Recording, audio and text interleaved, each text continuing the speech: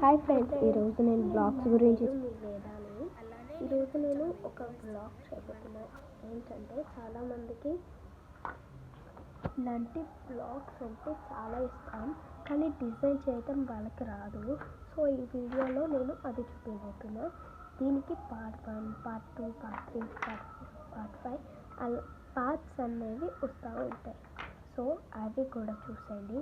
So let's get started. First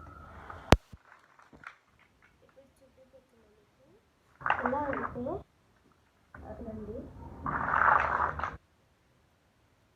so ఇవే blogs.